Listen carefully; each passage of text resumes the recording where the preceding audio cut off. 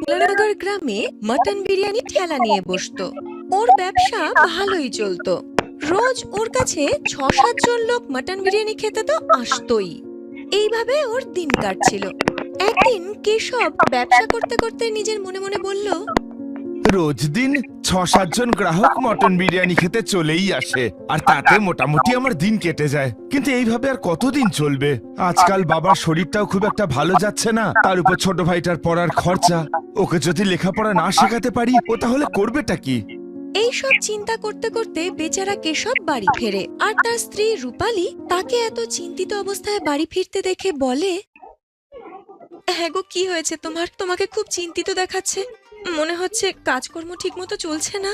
কি যে আর বলবো তোমাকে, রোজ ৬-৭ জন গ্রাহক বিরিয়ানি খেতে আসে বটে, কিন্তু তার থেকে আমার যা মুনাফা হয় তাতে তো বাবার ওষুধ কিনতে আর বাড়ির সংসার খরচেই চলে যায় গো। ছোট ভাইটার পড়ার খরচ আমি তুলবো কি করে জানি না। তখন সেখানে কেশবের ছোট ভাই সুধীর আসে আর বলে, দাদা, তুমি আমার জন্য এত চিন্তা করো না গো, আমার পড়ার খরচ ঠিক উঠে যাবে। আমি তো এটাও ভাবছি যে তোমাকে সাহায্য করার জন্য আমি বিরিয়ানি ডেলিভারির দায়িত্বটা নিয়ে নেব। আরে এত কিছু তো আমি শুধু তোর জন্যই করছি নাকি? আমি চাই না যে তোর পড়াশোনা মাঝপথে বন্ধ হোক, কারণ এই কথাটা আমার মাথায় আছে যে কিছুদিনের মধ্যেই তোকে শহরে গিয়ে কলেজে অ্যাডমিশন নিতে হবে। একবার তুই কলেজে ভর্তি হয়ে গেলে আমাদের জীবনটা একেবারে বদলে যাবে।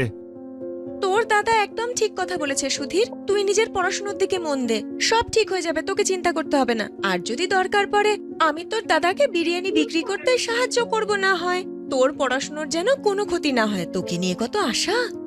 এই দেখে সুধীরের খুব ভালো লাগে যে তার দাদা আর বৌদি তাকে কত ভালোবাসে। বাড়িতে অসুস্থ বাবা থাকা সত্ত্বেও তার পড়াশোনার প্রতি তাদের কত চিন্তা।